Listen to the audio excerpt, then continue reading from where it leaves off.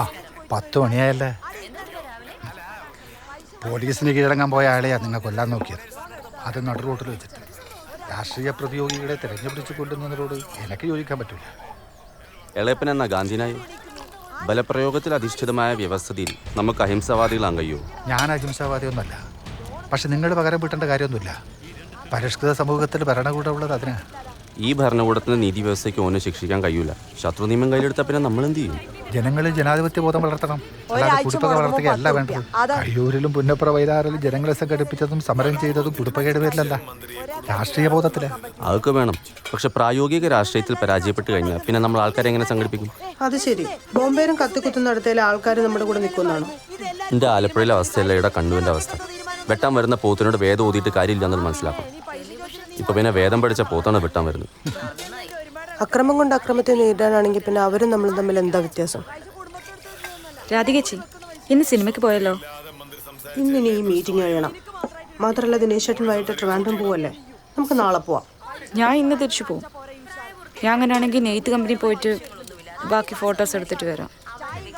കളിക്കാവാ.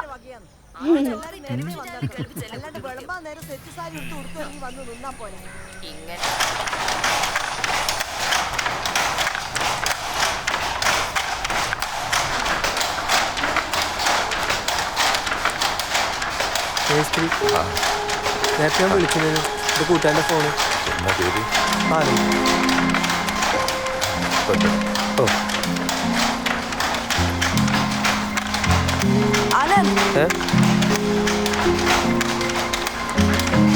എന്താ വീട്? നിങ്ങളെന്താ ഇടാ? എൻ്റെ വീട് ഇവിടെയാ. എൻ്റെ വീട് ഇവിടെയാ, കാവിലേരി. എൻ്റെ വീട് ചെന്നം. അന്ന് ഇടയ്ക്കാട് വിട്ടത് എൻ്റെ ഇളയമ്മൻ്റെ വീട്ടിലാ.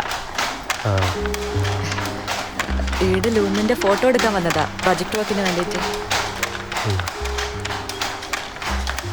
ഇത് ലീല, ആനന്ദ് എൻ്റെ ഫ്രണ്ടാണ്.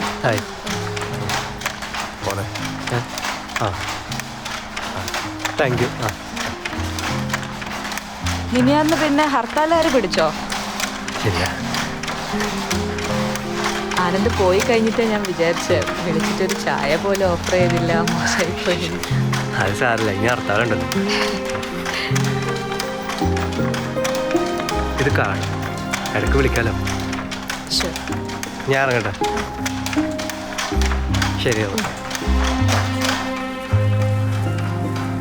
പോകുന്ന